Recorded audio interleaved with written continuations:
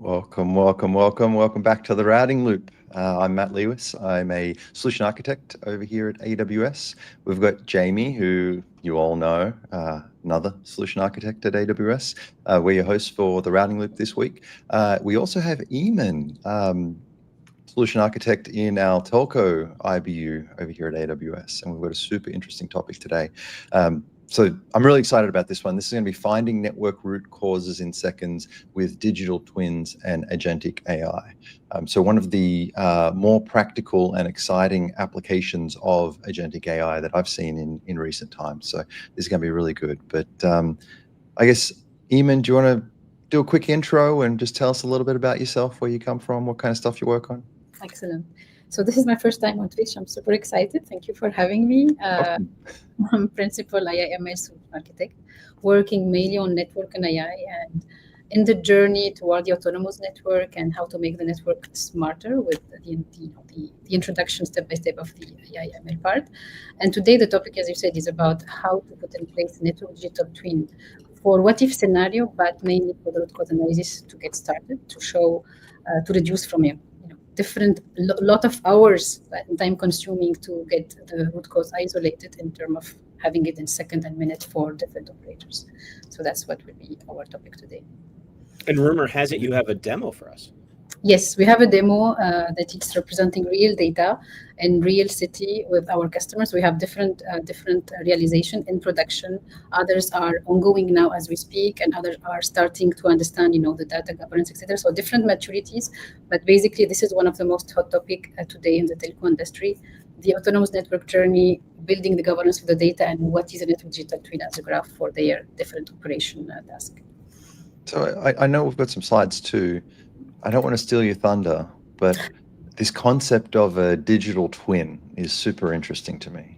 And so let's see if I explain it correctly, and you can kind of tell me what my understanding of if it's correct or not. But basically, we're taking telemetry data and I guess topology data, configuration data of what a physical, logical, virtual deployment is, and then putting that in something. And then we have a representation of that to say, hey, we've got a full copy of what we have out in our infrastructure, and we can then do things with that. We can detect things. We can then plug agentic AI into that to do some really advanced stuff. Does that sound about right? Exactly. This is exactly what is a digital twin. I will add just with real-time representation of the network. So it really reflects how the network is evolving. Your telemetry is evolving from second to minute, depending on the time frame of collection.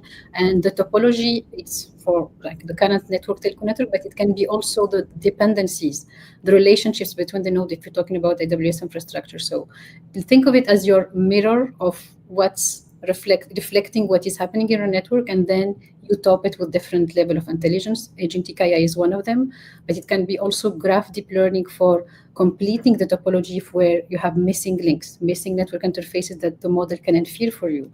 Or you can have, for example, forecasting while taking into account the network node dependencies, distance, and, for example, the liter, the bandwidth, the jitter, the bandwidth, and the utilization in between different nodes.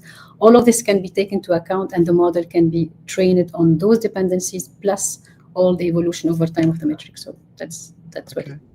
So I think if anyone ever asked me about career progression and how to get ahead and what lessons have you learned in your career, mine is generally find your Venn diagram of success, where you're really deep in one area, you get a specialty in another area, and the Venn diagram of those two things is where unique and special things happen. And from what I'm hearing, I think your Venn diagram is really, you've got telecommunications on one side and then artificial intelligence on the other side. And so what we're presenting today really sits in between the two of those. Is that a fair statement?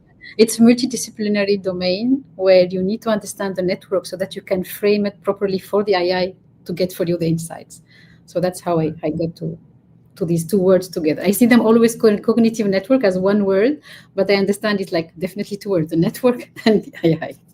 So that's... And I think the people are always concerned that maybe an LLM will do their job for them. It really sounds like you're kind of coming at this from a different angle, where you're saying, hey, because of the specialties that I've worked on, or the areas that I've worked on, such as something like an LLM or an agent to get better outcomes. And so in that case, it's really just a tool like Excel, in my opinion, right? It's the next evolution of that. Yeah. So it is definitely accelerator to get the insights right.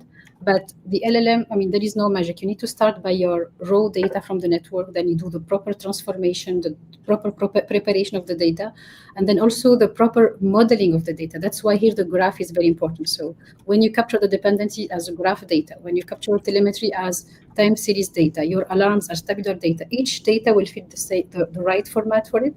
And then the LLM will make the magic because you already prepared the data governance, the data preparation, all the transformation things.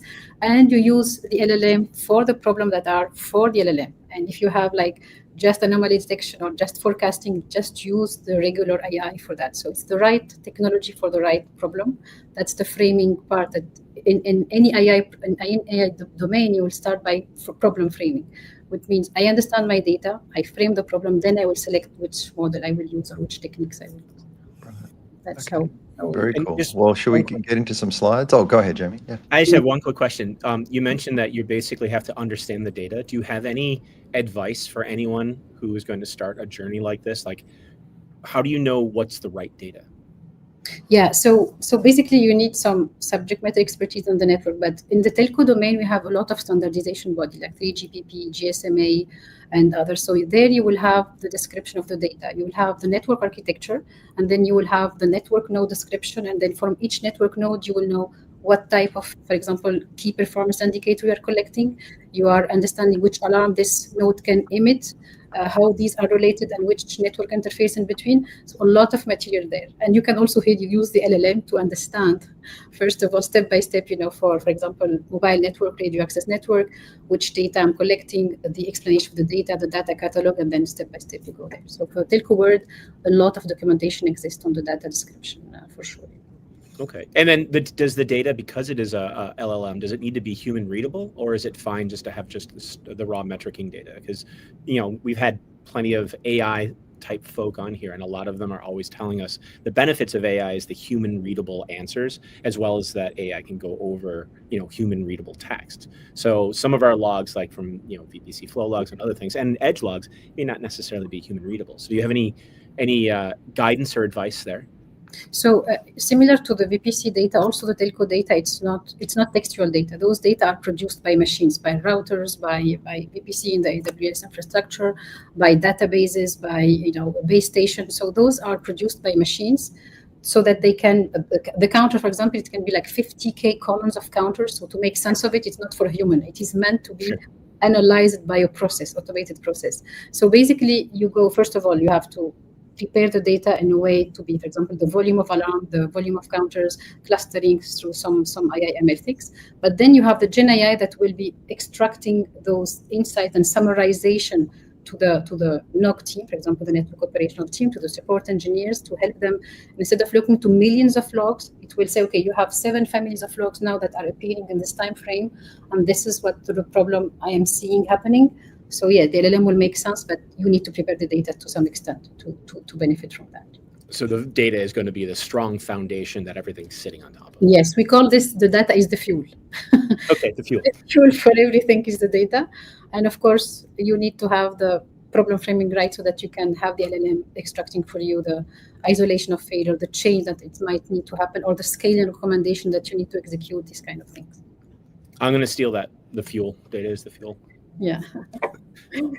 So let's start some slides, maybe. I will skip. Yeah, that sounds good. Introduction now. Oh, sorry. Yeah, we're good. There we go.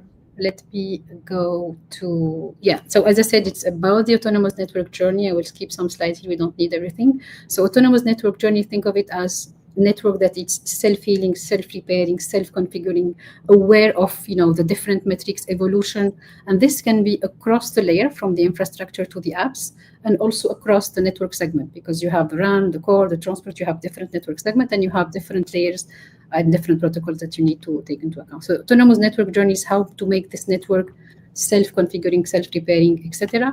And this is the journey, because it's not like in one click.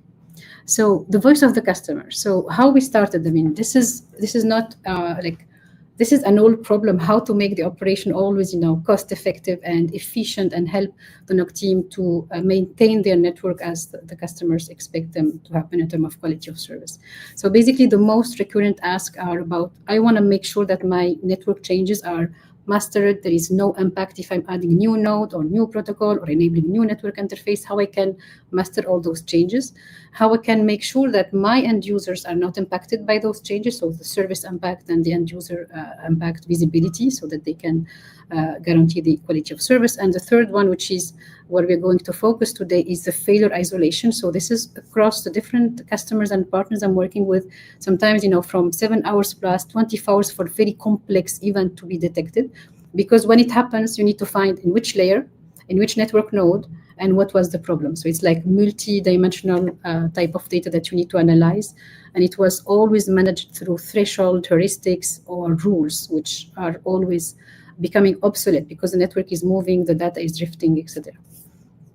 And in the telco domain, it's also the network inventories where you are supposed to have what is active in your network today. So those are not accurate today. It's not up to date. So when you build your network for the first time, everything is there, but then it is not maintained over time, or at least not maintained to be used for real-time detection or real-time root cause analysis.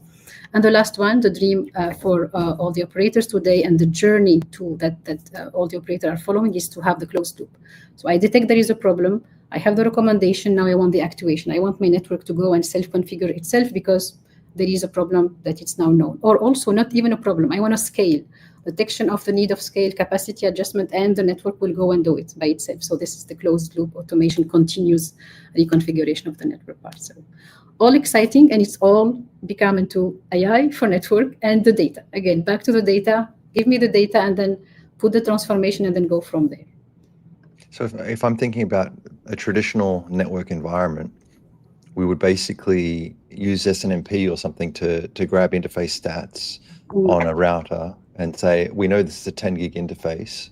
We would take a per second poll of the usage and then graph that into something like MRTG. So now you've got an interface, we're slowly over time increasing over, weeks or months or whatever it may be, up until 10 gig, up until we get to say 4 gig, because it might be redundant, right?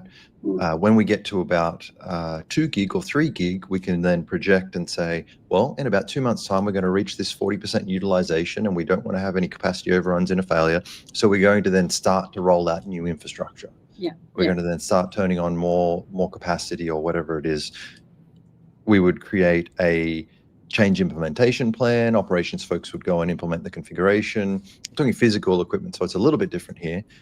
But then that would be a 3 to 4 month process. Yes, exactly. It's totally the point, Matt. So it's 3 months for any deployment, new reconfiguration or new updates on the network, and this is during the design. And then when it is up and running, then you have hours of diagnosis, of understanding what's the problem. And one of the most costly, at least percentage in the field engineering, is that the diagnosis and the root cause are not well prepared for the field engineer to go and perform the reparation, etc. So it's really. I think that's why it's such an interesting topic, because physical fiber deployment is still physical fiber deployment. You still need to do that stuff. Yes. But when your network starts growing, and then you have let's say a consumer calls into support and says, I'm getting poor performance. And then you look at your MRTG graphs of all your interfaces and you think, hold on a second, you're manually looking at that stuff and saying, well, is there a capacity overrun somewhere that traffic is going through a router where it's hitting 100% CPU, or an interface is oversubscribed and we missed it and we need to fix it? And that can take weeks as well. I've in my past life, I've literally mapped out layer 2 spanning tree networks manually by going in and saying, okay, let's look at every single interface and see what's online. Let's have a look what interfaces are blocked. Let's have a look what the path would be, and sketching that out for about a week. And that's why I love creating diagrams, but it was because I was forced to do that for sanity, to say I need to create a diagram of the network now so I know exactly what's going on at this point in time. All that kind of goes out the window with this type of stuff. by the sounds of it. Yeah. Well, there's one other aspect to it too that I was thinking about. Back when you would make the networks and you're laying the fiber as you were talking about, you still have somewhat of a mental note of what router you plug what into. But once you get into the cloud, that's all abstracted from you. So like any of those clues that you would have had during the build, right, for when there's a problem, are not existent when you're doing this in the cloud, because again, all that stuff, I don't know which router was plugged into whatever or any type of thing under the hood, right? Because all we're seeing or all we get is the API or the console. Yeah. I think that's really the rise of ephemeral infrastructure which the cloud has enabled. I can still, back in my network engineering days, give you VTEP -E-005 is one of the switches that I used to work on. Right, I can visualize where I was standing in a data center, looking at a Catalyst 6500, looking at the ports and plugging in new fibers, because you have that physical context. I can't tell you what my instance IDs were yesterday or a year ago or 5 years ago. And Right, you can because SNMP walk that, right? Get all the data out of it. You can go ahead and just do a write term and get all of the things that you've programmed into it and get more clues, which again, we don't have right now. That's the scale also, it's also the scale of the network today. It's impossible. It's millions of instances, millions of routers, millions of, sites and cells and radio node if you take the telco network. And then from there you have, terabytes per day that needs to be analyzed. Like it is becoming no more that a human can just sit and do the diagram. It's just impossible to do that, right? It's another dimension. How many? Yeah. Go ahead, Jim. No, I was just gonna say, how many times do you have like your Sun server that was running Cisco Works 2000 fill up all of its hard drives because you were logging something and forgot to turn it off? Oops. Oops. So basically, it's what you were mentioning, Matt, about the definition. So the concept itself is, okay, I want to have my network smart enough and self-configuring, self-repairing, etc. So for that, I need to work out the knowledge. And a smart system or an autonomous system, it has to have a knowledge. And the knowledge, it's all about the data that needs to be represented in a way to extract the insights. So the digital twin is a digital representation, a real-time mirror of what's happening now on the network, and top it with 3 types of intelligence. So the graph analytics is one type of intelligence that will traverse your network topology, tell you which one is the most connected, which one is like, if it is failing, everything is down, or what are the similarity between the network node across the different regions. So those are ready graph analytics algorithm that we have in Amazon Neptune Analytics that can be leveraged directly. And the other one is about the deep learning zone graph. And here you will train your model to know your node dependencies. So like, think of it like you have your VPC, your NAT gateway, your transit gateway, the EC2 instances, and this connection, you train a model to understand this. And then if there is any deviation, the model is spotting the deviation in the interfaces or new network topology, new network nodes it's added or instances. So it will learn from that the reference architecture, the reference topology, then it will detect whatever deviation happening. And of course, the agentic AI that will be consuming all this information. So it will go to your forecasting about whatever event happening in the network. It will access your topology as represented as a graph, and it will also be able to combine the prediction with the current states and then forecast what's happening in the future. So we will see some of this in the demo. So think of digital twin that can enable what-if scenarios. So with some customers in production, we have this for transmission network for service impact assessment. So they have a change, and then we can know what change will be impacting. And digital twin for root cause analysis is what we're going to talk about today. It was also on the blog with Docomo, our customer in Japan. I'm also working with a US customer where they have this for their cable network. So it is really across different type of networks. As far as we have dependencies, we can apply this. That's the logic of the digital twin. Okay, let's keep rolling. Let's see what we got here. Yeah. So clearly here, just easy representation, very high level. So this is how it looks like a network as a graph. So in my, all the discussion I had with my customers and partners, I didn't need to explain why the network is a graph. Naturally, it is a graph. Everyone is convinced that it is a graph. But it is a graph that is dynamic, moving over time. So basically here for the mobile network, you can have, the base station, you have the users, you have they're connected into a cell, and then at every node, you have information that you are collecting. So here you are having, we call this KPI, so key performance indicator. So you're collecting them at the cell level. It can be the drop call rate, it can be signal strength. So these are metrics that you are collecting at different nodes. And you can also have the alarms occurring at these different nodes. So your network, your network as a graph is a representation of the topology with all the telemetry that it's representing the temporal evolution of your network. So this is for mobile network. The same here, just to show that how it looks like if we are talking about our AWS infrastructure. So you have, as I said, the EC2 instances, you have the NAT gateway, transit gateway, and the VPC, and then you can measure also different metrics in between, and this also can be represented as a graph for the root cause analysis, for the failure isolation, and also for the changes that could happen across the different domain. So this is just to set the foundation, how the graph for the network looks like. Topology, dependencies, topped by alarms, KPIs, and any information that evolves over time. It can be configuration also that you want to represent. Now, the important part here is the temporal part and special temporal. So this is to say that your network will have changes from metrics perspective that you are collecting over time, but you can also have new nodes that you are adding, new instances EC2 that you are deploying, and you need this to be captured so that it is a real representation of reflecting what's happening in your network. So that's the other foundation part here. So it is a temporal dynamic graph that it's need to be maintained and built. So let's go to the basic, how we build this. What are the technologies that we have now? Like 5 years ago, this couldn't happen. Okay, this is really now because the planets of the different technologies across the different domain are now aligned from the data perspective, from the AI perspective, and also from the maturity, the cloudification of the network that is ongoing. All these things are put together. We can now build this digital twin as a graph. So let me start by the bottom part. So it's about, again, the data is the fuel. So you get your data, the telemetry, for example, it can be in time stream DB. All the vectorization, for example, documentation about the catalog of the alarm, as Jamie was mentioning about, the data and description. So anything related to the description of the data, the cataloging, the alarm types. It can be in OpenSearch, it can be in S3 vector as embedding, so that the GenAI can make sense of it. And the network dependencies, topology, relationships, it will be in Amazon Neptune, the graph database in AWS. And all of this data, it's all connected together, because from the database and in the graph, you can know which node and which telemetry on the time stream DB and vice versa. The second layer here is about the intelligence. So the intelligence, it's not always LLM. It's not always deep learning. You must start by some statistics on your network. You need to understand the volume of your alarms, the pattern happening in your KPI. So this is the data discovery part, and some statistics are important. And here, so you can use just algorithm for graphs, for example, for the degree of the node, how many connections around that node. For example, clustering and understanding the community that you have and the different representation in your topology.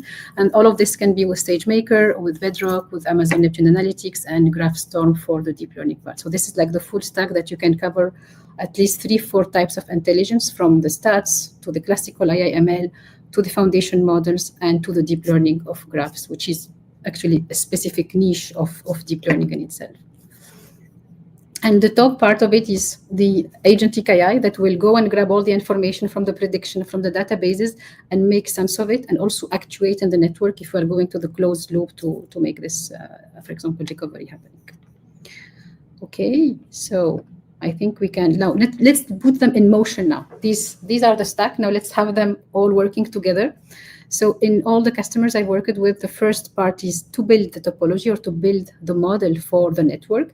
So this is this part can take months in the beginning if you are starting from raw data, but once it is done, it is becoming faster because the graph is meant to scale. You don't need to have a model to maintain, or the joint identifier between the different SQL database. You don't need that. It's node and edge, and they are connected together with other nodes. So once we build the topology as a graph, then we put it in Neptune. Then we can use graph deep learning to complement the topology. So this is graph neural network that we have in our Amazon Neptune ML, or through the GraphStorm, which is also an open source framework by AWS. And then you can use the type of model called link prediction that will be trained on your graph. understand your structure, and then point for you where you have missed some links or missed some nodes so that you can complement your topology. And the third step, you have your topology clean, it is stored and connected to all your telemetry. Now you have your digital twin and you can start the show. And the show will go through different intelligence. Now you have the graph analytics to find out the isolation of failure, understanding the graph statistics in the network, and you have the spatiotemporal forecasting, anomalies, and all the graph deep learning part in the step 5. And the agentic part on the bottom, accessing the topology, accessing the prediction analytics, and then grab the information. So I think it's the time to show this in the demo to make it more concrete. So if we can have the demo. So this demo here, so this is one of the demo we built. It was with Bedrock Agent, but now we are moving to Strand. I will show in the slides after the demo how we are putting it on Strand today. So this is basically... But before we go, let's just pause the demo for a second. I just want to recap for everyone. Yes, please. So basically what we're doing here is we're taking... well, help me out here. We're taking a describe of an environment and saying basically a network is very akin to what a graph database model looks like, where you've got nodes and you've got connections. And so that's exactly what a network is. You've got basically nodes and then links between those fibers, between those nodes or routers or even instances or whatever it may be. You've got mechanisms that enable that connectivity, like potentially route tables or subnets or other things, which is fine. But once we get that topology into a graph database, we've then got a current view of the network. And then what you're saying is we're taking telemetry data from those entities out of the network to feed in real time into the same graph database, I'm assuming as well? It will, in the same graph, you will have pointers to the telemetry. So for example, you will have KPI1, it is in the graph, but the values will be written in TimeStreamDB or Redshift or whatever. So here, your graph is having all the information, but the write will be in the right database. So you will write the telemetry in the right database, but you have the pointers in between.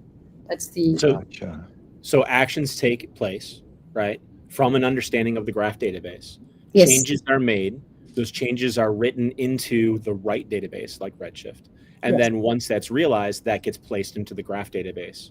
And then it fuels the AI even further. The central part is your graph database. This represents for you how everything is connected. And in every node, you have what we call properties. So the properties is what Matt was mentioning, the telemetry part. And the telemetry part, you will have, I have like all my KPIs as a properties, but I will not write into Neptune every second or every 5 minutes.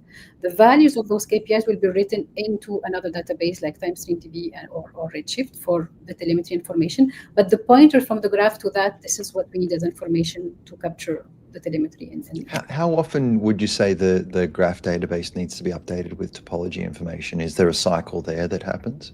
Yeah, so it depends on the customer. So some customers are updating this every 24 hours for the topology changes.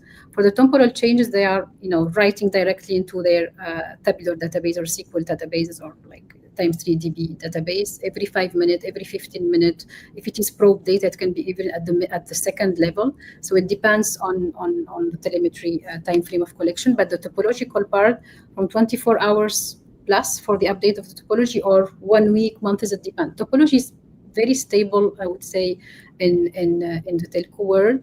Stable by means it's not every minute you are changing the node for now, but for the telemetry it is changing like all the time.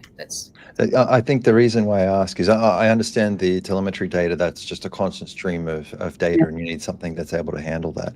But I wonder in AWS, environments are a little more dynamic than a physical network, right? It's not a month to deploy a new fiber. It's, hey, we have an event and I'm deploying 1,000 new nodes, EC2 instances or containers.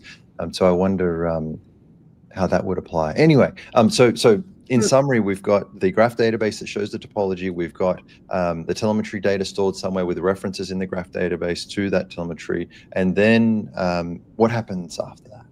What do we do with that? So now we have everything there, and this is one of the examples. So this was presented with our customer Orange in the last reInvent, and let me play the demo. So this is happening in Pontevedra city in Spain, and here we can see this is like the portal where the NOC team will be accessing, and they will see their network topology there. So this is radio access network, transport network, and microwave devices. So it's across different domain and 3 vendors that are providing those network equipment. And here, for example, the NOC team is accessing the Nokia device. So you can see here that's a microwave device. Just by unfolding, it will find all the links that are connected to that microwave device. And just to mention that this looks very simple, but actually this is across 3 different domain, RAN, transport, and microwave, that they didn't have this end-to-end topology cross-network domain. That's for them already helpful for their day-to-day operation. And you can see that, it includes, for example, here the base station. Those are, for example, the 4G and 5G base station, and then you have the microwave device connected and the routers on the other side. So this is first example of it is digital twin represented there. But now how I can use this? So we can have here, this is the classical way of using Gen AI. You have an assistant calling, talking to your network topology, talking to your alarms, and then giving you the information of what's happening, what we call on-demand observability to understand what's happening in the network. So this is a question of the most occurring alarms, and then this will go into your alarm database that it's, represent the nodes are represented in the graph and giving you the information. That's the classical way of doing. Now the advanced part, which is the value added, is the root cause analysis here, which is happening in second. And we show this also for Docomo. It's 15 seconds for their RAN and transport network. So here, for the purpose of the demo, let me pause a bit. I'm selecting alarm just for the purpose of showing it, but in the real life, the alarms are coming at even pace and depends, each hour, each 10 minutes, each 5 minutes, depending on what is happening in the network. So basically here, as fast as I take the block number 3 of alarms here, as you can see, a couple of seconds, you have the isolation of failure happening. So what's happening behind the scene? All the purple nodes are emitting alarm all at the same time. But the algorithm that we're running there will go and isolate the yellow one as the problem. So you don't need to go for all the alarms to understand or write threshold. This is a graph propagation algorithm behind the scene that will isolate the failure for you and give you the information. And this is also done in the blog that we recently put in place with Docomo. It will go have the agentic AI decide even which algorithm by analyzing your topology structure. So now that you have this failure, you don't do anything. This failure isolation will trigger the other agent to say, now give me the report of what's happening. What's the problem there? So it will go and understand the top 10 that are having the highest score of being the problem, and then giving you the analysis of what happens in the network here. So as you can see, this is the description of the analysis there for the radio access network. So that's one way of doing it. And this can apply to any other type of networks where you can represent the network as a graph, and then you top it with the different type of algorithms. Let me just go to the other case, which is more complex. So this number 4, just to show you how it looks like the network data from the RAN part. So this is, for example, you have the timestamp, you have the node ID, and then you have the different description. And in all network data, you have always some problems in the quality, but this approach is robust to even the data quality part. Here, as you can see, there is some clustering and then some isolation. This is how the cascade of algorithm was doing, decompose and then isolate and then rank the node. And then it is in 15 seconds giving you also the router problem that it's causing the problem to all the others. And then the Gen AI will take this information, those scores, and then go to the Neptune to find the neighborings and then do an analysis for you of what was wrong, which one are affected because they are very close to that, and what type of alarms existed in the, for example, documentation when we described this. So this is those events, for example, in different operators. As I said, they can take from 7 hours plus for complex event because it's a cascade happening across different domain. It can be also cascade happening. Let me stop this a bit. It can be also a cascade happening through the definite layer from the infrastructure to the cloudified network. You need to know where is the problem that is affecting my end user. Is it in the CNF part? Is it in the infrastructure part? I need to isolate the failure to be able to recover. Honestly, I have, I guess you could call it some form of PTSD of failures in a network where we've literally spent night after night after night trying to solve why we're seeing some form of traffic packet loss or whatever it may be. We would actually implement a change. Wow. We would see the failure. We'd start troubleshooting. We'd run out of our six-hour change window. We'd roll the change back. I'd go to bed and sleep for about 8 hours, wake up in the afternoon and get ready for another night of troubleshooting. Like that's literally what some network engineers do in failure situations. Exactly. Because they need different tools, right? Different tools, different data. Yeah. I'm thinking of having spanning tree problems of like, networks blasting each other, routing changes, and you have to pin down or even unplug different pieces of equipment so that the broadcast storm stops. So yeah, this would definitely help out in finding out what the root cause is. But how does this handle cascading issues? Like if it was something like a spanning tree flood or port band flooding, where you'll see the problem exist in the start, and then because it's caused this flooding, it cascaded out. Can it help there, like stop routing or maybe turn on blocking on some ports or whatever to kind of contain something like that? So this is for the recovery part, right? And the digital twin will help you to isolate the failure, so understand quickly what is the failure, and can also, if you are using some proactive techniques, you can anticipate. You are seeing weak signal of something that is going to happen. So now for the actuation, once you isolate the problem, you understand what is going to happen, the agentic AI can recommend what to do. And here there is no magic. You need to give the documentation or the rules of what could be the actuation part, and then the Gemini will understand, okay, for that type of failure, for this cascade that you were mentioning, this is the best recommendation that needs to be actuated, and then it will go and execute the recovery in your network. So this is, think of the digital twin as your foundational part, so that the agent can go and do the closed loop, do the execution of the repair that is needed in your network. That's the We've got a great question from Ken. You beat me to it. Is there a GitHub repo for the code to deploy the experiment with this? Is there a version for non-telco networks? I love that too, non-telco networks, and I'd love to see this in AWS for all of my instances and yes, troubleshooting, everything like that. Yeah. So we have a couple of examples, not at this level of details, but it is coming in the last blog that I shared. We are going to put in place runbooks with synthetic data to help, the different audits understand how this is running. So these are implementation with customers, with their data. So it's on their environment with their, of course, operational team. But we're going to have some synthetic data and exemplifying how it works. So this is coming soon. And the non-telco is really true. So for the IT, this is applicable for IT infrastructure. This is applicable for IoT also. So this is also, it can go beyond. In any domain where you have dependencies, you can some of these components still useful there. Yeah. So one of the questions we've got from Venkitesh is, looks like it's a NetBrain tool.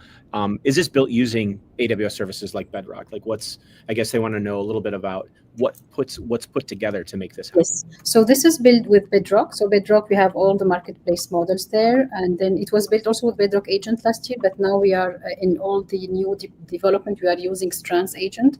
Easier way of building the agent part for the design, but also we have a lot of interaction possible, direct interaction between agent, A2A communication between the agent, and as well as, some swarm or direct graph connection between the different agents. So this is built with Strand Agent, with Bedrock for the models, for the automated reasoning check, for example, to make sure that the model didn't recommend something wrong. We are using automated reasoning checks. For the deep learning, we are using the GraphStorm, which is also by AWS, or you can use from Neptune ML the different graph deep learning. So it's the stack I was showing in one of the slides. It includes the different level of intelligence from the LLM part to the graph deep learning part. Yes, this is built with AWS services. And in the recent blog, if we can share this in the comment part, you will see the different services that we're using, and we had this with our customer Docomo. Yeah, let's see if I can bring that Cool. blog up, and we can maybe. Oh, I can't. Maybe Jamie, if you want to bring it up, my settings are broken. Okay, let me see what I can do about this. So the last part you need to reboot to share. Not reboot now. So yeah. The last part you want to show in the demo is what does it mean, how it looks like the digital twin. So it's like a moving topology over time, as you said, for all your EC2 instances and all the connection you have, and with links that are showing you if it is red or green, where the problem is happening. And of course, the more you have granularity, the better it is for capturing the different cases that you want to have. So I've seen graphs that are at the 1,000 level. You have like 90K or plus, 20K plus nodes, and you have graphs like millions of nodes, 26 plus nodes. So there is no limitation in terms of nodes, but of course we help our customer to model what they need in the graph. It is meant to scale, so you don't need to put everything from the start. Start where you want to have the business case done and successful criteria met, then you model it in the graph, and then you scale it step by step with your scenarios and use cases. I put the blog in the chat as requested. There's one question I have to ask you, Imen, that I know I will get asked just as soon as I bring this topic up for some of our networking folks. With all of this information gathering, data gathering, do you expect any extra traffic load on the network to get this working? Or is this something that's more like a bolt-on, you can't even tell that it's actually there? That's a good question. It depends the frequency of collection that you are having from the network element or the network node. So I know for the telco world, it is calibrated to be every 15 minutes or 5 minutes to not overload the network nodes. So it depends here of the network nodes, how the capacity it is of extraction of the information. But yeah, it has to be adjusted to get the data right. Yeah. So there's a tuning period where, just like any other type of tool that you're using, you have to make sure that you're tuning it so it's giving you the right information. It's not being part of the problem by adding too much data, all of that. Yes, and there is also the point of a lot of data it's emitted by the network today. We don't need everything. We also need to have this cycle of filtering, what is really making sense. A lot of data is also correlated together, so you don't need everything because this is reflected on the other data. So that's also the data discovery part that it's done in this kind of project. You anticipated my next question about the level of filtering of getting rid of the crap data, because that's another thing too that brings up PTSD, is like finding that needle in the haystack through all the data of trying to figure out what is the problem and then realizing that that's not the problem at all. Yeah. And then you're making all the changes against it, and then you go find the other needle and then another needle. So this definitely gives you a magnifying glass to get to that needle a lot quicker. Yes. So again, the data is really the foundational part, and the data preparation is very important. There is no magic data pipeline, data and AI pipeline. You need to prepare your data. But now we have the LLM. We can master also the semantics between the different, description of the data. We can identify even anomalies in the data governance part and the data cleaning part. This also can help on the data engineering part in general with agentic AI. So if we're looking at perfect world, right? You've got elements of AI, so you need to have some sort of an AI understanding here. Definitely network understanding, right? Because this is what we're talking about. Do you envision that for the graph database and for the Redshift database, do we need some database expertise here? Or does the solution kind of pretty much build those bottles for you and you don't have to worry about it? So for building the solution, you need the subject matter expertise in the network and the AI. The AI expertise, that's fundamental. Now, when you are going to put the solution for some adjustment, you use directly our service in AWS, you would need some guidance for the cost effectiveness, like any solution. You need some guidance on that part, but really the most important part is that you understand your network problem right, so that you can frame it right and then select the right AI part of it and the right modeling, where you will store the data engine. So that's the process itself. Beautiful. So if we go back to the slide, maybe one of the last. Yeah, the demo is done. So this. While you're heading back to that slide, I do want to say that my SQL is very bad. I'm terrible. I generally just do a select star and grab everything, and then people complain that the database just broke. And then I say, whoops, now I have everything in Excel I can do something with. But I would say with LLMs now, it's quite amazing. I say, give me a SQL query because I want to find this, this, and this. And lo and behold, there you go, it works. So that kind of stuff has gotten easy for someone like me who doesn't play in that space every single day. Yeah, but with your expertise, Matt, in the network, you are accessing your SQL database with your network data. You are accessing your topology data with OpenCipher that you don't need to know because this is also managed by the LLM. And then by accessing your alarms, your KPIs, and your topology at the same time through different query languages that you don't need to master, the LLM will master this for you and give you the insights. And once you have this, you can analyze properly because you know your domain, and then you can orient or even recommend, ask the LLM to recommend for you also. You can understand by having the data presented to you what the actual network problem is, versus how do we even get this data? Oh, it's going to take a week. No, it's actually just a query now to try and ask.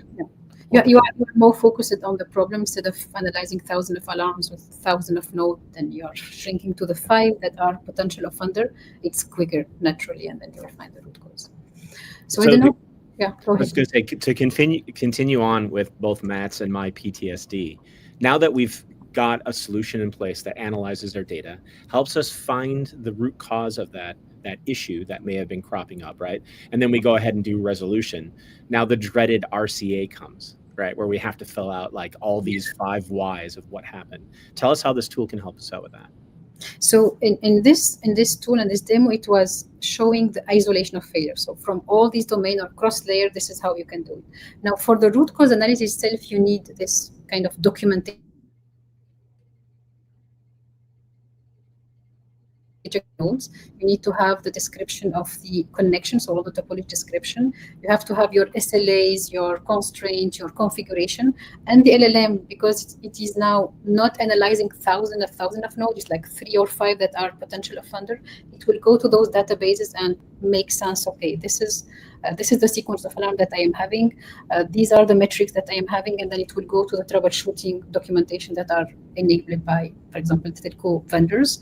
And then from there, we'll tell you this is the root cause that is happening. It's in the cabinet. It's a problem of temperature. It will go and find the matching. But if nothing in the documentation, there is no magic. The LM cannot find it. So this is also, again, the data is the fuel. You need to have the troubleshooting description, the possible incident, why it has to be documented so that the LLM can make sense of it.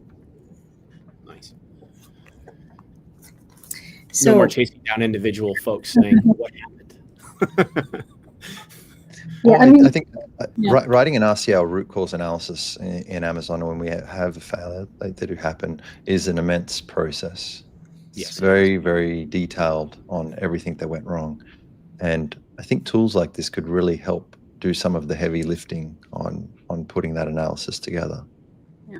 And so I think, and again, it comes back to the expert knowing their domain and then getting clear, concise data presented to them so that they can write a synopsis of the issue based on the data that's presented to them. So I think you still need experts. The thing that worries me about, and I'm just going to go on a bit of a diatribe for 30 seconds here, with LLMs and AI and making things like this easier, experts are born through almost hardship, right? I mean, if I sit down and study a book, none of it sticks with me. If I have to troubleshoot an issue for 5 hours, that sticks with me, and I know how to work that solution, right? And so I become an expert in that because I'm forced into it. And I almost think that it's extrinsic motivation. There's an issue, you need to fix it, versus intrinsic motivation where, I'm interested in this topic and I'd like to learn it. And so by LLMs and AI making things easier, there's less extrinsic factors at play because everything's taken care of. And so will there be less experts in the future? I don't know, or maybe there'll be experts in different areas and our stuff is irrelevant. That might be another path as well. Who knows? It's interesting to think about that. I have an opinion on that, and you can test it yourself. If you take your generative AI tool, and if you have the wrong questions or not the right way of asking the question, the LM is going to the wrong direction. But if you are an expert, you know the most important now is to write the right question to the LM, the right prompt. And if you're an expert, you write it well, so the LLM is guided by that to give you the right answer. So I feel like with the LLM, my opinion, it is like the expertise is even more needed to have the LLM prompted properly, the LLM evaluated properly on whatever it is, going to generate. If you are not expert and you ask an AI question to the LLM, you don't know what was generated, why this is the most good approach, or why he selected this model, or why this will work properly, because you don't know. But if you know, you can know this is wrong, this is not what I need. So if you're an expert, you guide well, and then you prompt well, and then you put the system properly. That's my opinion. My fear is that there will be less experts because they don't have to do the hard boots and in the ground, in the mud, digging around to, you know what I mean? So yeah, if you ask any expert, they can always bring up a point like, Matt, I've known you've used the example of bringing down some network access on the eastern side of Australia, and I've done very similar with, a bunch of with an umbrella, lights. mind you. Yeah, with an umbrella, and I've got flashing red lights for traffic in New York City, right? So going through those experiences is what leads you to not repeat those painful things in the future. So if you've got AI going through, right, and solving a lot of these experiences, granted, absolutely you need the expert in there to guide the AI, right? Because everyone's going to look at that as the source of truth. The expert is more like the captain of the ship, right? Knows all the different jobs and knows what to do and then guides it. But the ultimate question is how do you get more captains?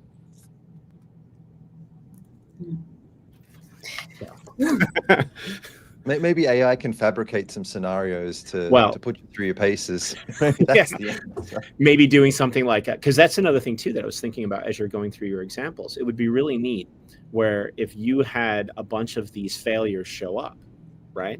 And you're isolated those failures, and now you've got a fix that you want to do, but you don't want to do it live right away. Could you emulate the scenario with all of that data and with your network and say, okay, if I do this, do I see the problem move? Yeah.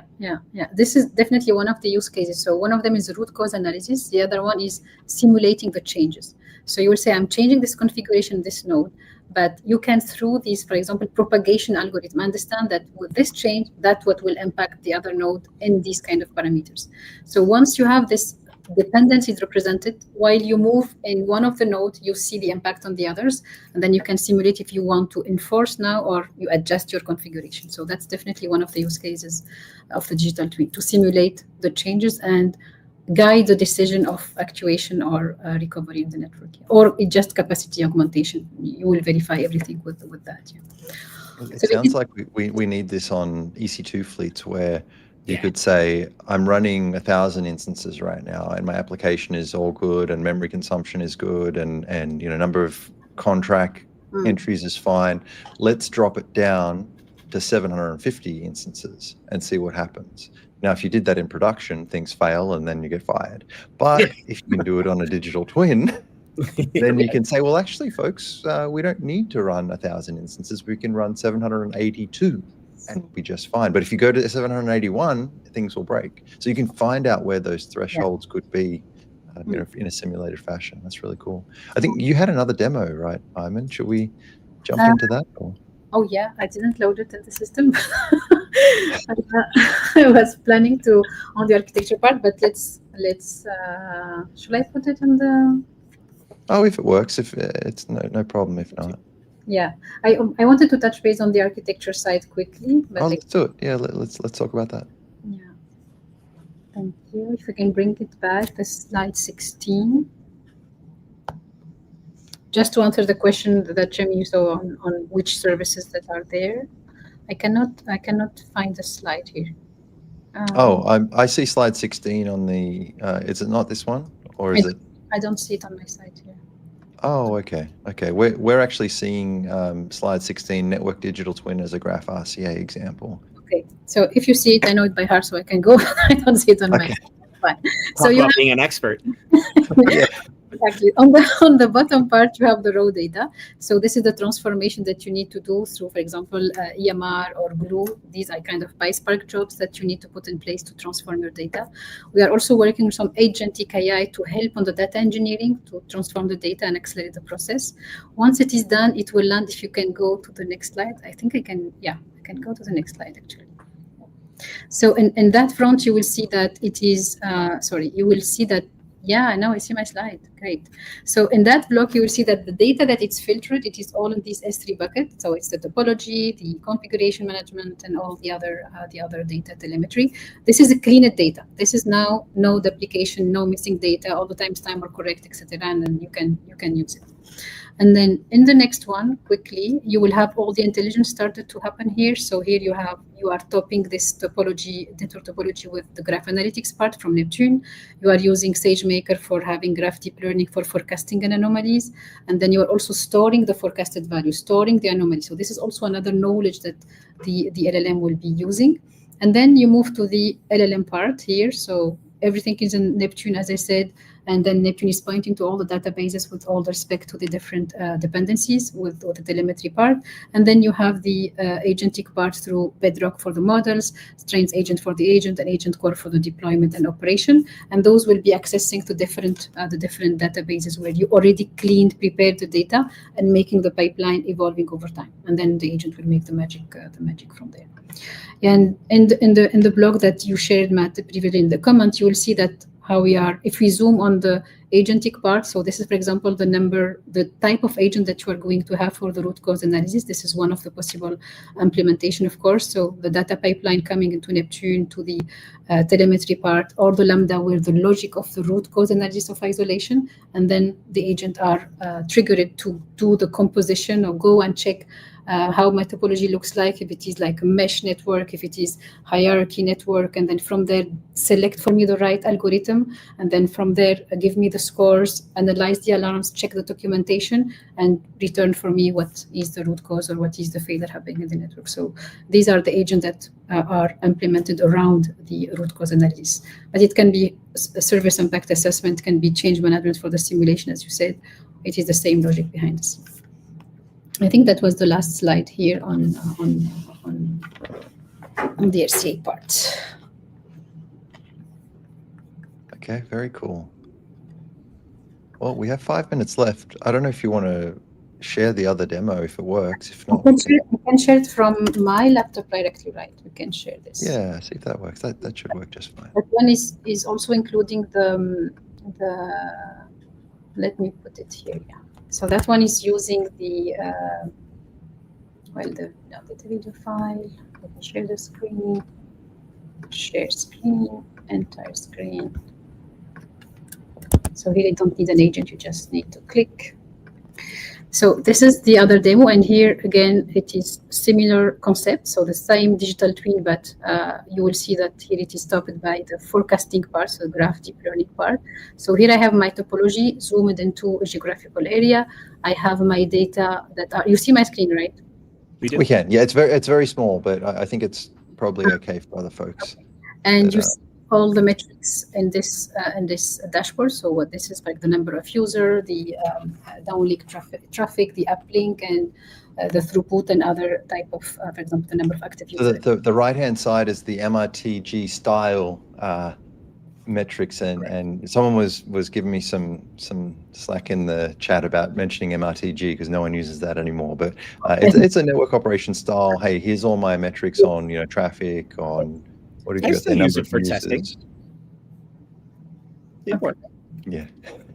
But the difference is that this is the classical way. Yes, this is those metrics here are okay. This is what we have today. But what is different is, for example, here for each metric you are having the forecasting using some graph deep learning. So here we are using one of the models that is based on attention type of architecture. So it's attention combined with the graph deep learning to maximize the accuracy of the prediction that we're going to have. So basically your LLM now is even enriched. It is accessing the topology that you see it moving on the bottom. This is your knowledge graph. And this is moving because your temporal metrics are evolving. Your forecasting is also happening. So your LLM is accessing the graph, the forecasted values, and the current metrics. And then the magic from there can happen. So it's 12-minute demo, so I have to just put the right question here so that you can see what you can do.